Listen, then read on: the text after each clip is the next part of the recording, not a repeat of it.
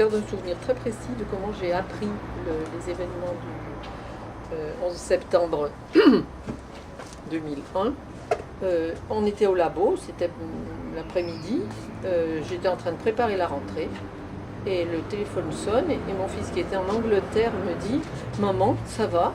Je dis « Pourquoi tu me demandes ça ?» Il dit ben « Alors tu le sais pas. » Et il m'a dit « Je te dis rien, tu prends ton ordinateur, tu cliques sur tel site, et tu regardes et tu me dis. » Et je suis allée sur le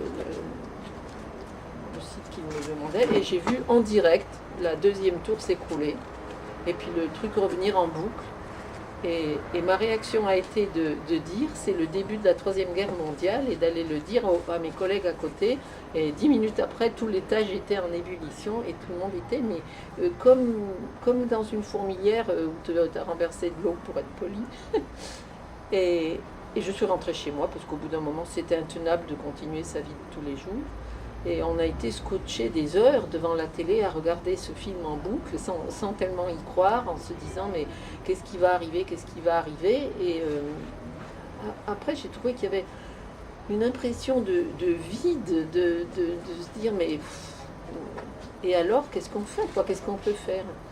Et bon, au-delà de l'émotion, de l'angoisse des copains qui habitaient New York, qu'on a essayé de contacter ensuite et tout, moi maintenant ce qui reste de tout ça, c'est une véritable peur de cette perte progressive, massive, qui a l'air même programmée de nos libertés individuelles.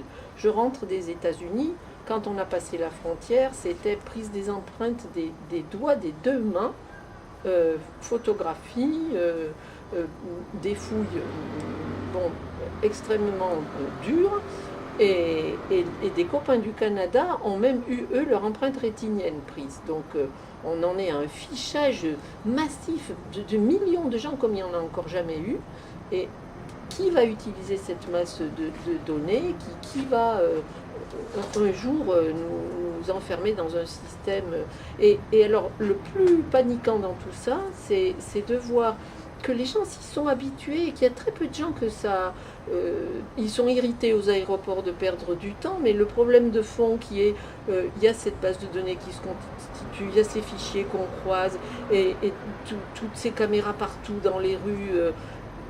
oui, les gens en redemandent, pourquoi pas, après tout, la sécurité. Et moi, c'est ce refrain de la sécurité qui est revenu pendant toutes les campagnes électorales, qu'on entend dire sans arrêt, cette utilisation éhontée quoi, de ce thème, moi ça me perturbe, parce que je trouve qu'on a complètement perdu de vue les fondements même de notre République. Quoi. On en est à des détournements... incroyable. 1984, là, d'Orwell est dépassé. Big Brother est vraiment, vraiment installé partout. Et je pense pas que ça soit un point de vue pessimiste, ni de la parano. Hein. Je pense que vraiment, on soupçonne à peine. Je pense que si on savait vraiment ce qui se passe, on serait encore plus... voilà. Donc, à côté de ça, on continue un peu comme si rien n'était, on fait notre petite vie de tous les jours, on se bat pour les problèmes, moi en particulier écologiques et autres, qui me semblent importants, mais il y a cette ombre derrière et qui pèse, et je pense qu'elle va peser de plus en plus.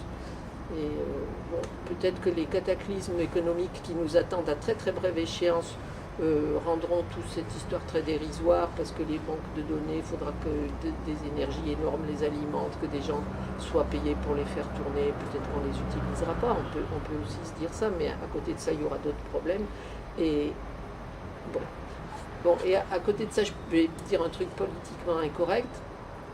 Quand je pense, maintenant loin après l'émotion, la peur et tout, à la précision de ce tir par avion interposé, à la préparation que ça a supposé, aux petits détails comme celui de choisir 9/11, qui est le numéro d'urgence des États-Unis. C'est le 9/11 qu'on fait dès qu'ils ont continué à utiliser. Moi, je pensais qu'ils allaient y renoncer. Non.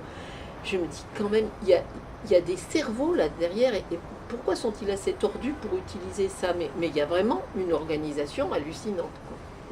C'est dommage qu'elle soit utilisée pour semer la mort, la terreur, tout ça. Et je pense que, on a participé à l'établissement de cet état d'esprit tordu qui a été derrière cette organisation. Quand j'entends les copains américains justifier toute la violence d'Israël et du Moyen-Orient, même ceux qui sont très libéraux, qui trouvent qu'ils n'ont rien à faire en Irak, eh bien, tout de suite, par contre, sur Israël, alors que tout se tient. Donc, je sais pas, je suis un peu pessimiste quand même sur tout ça.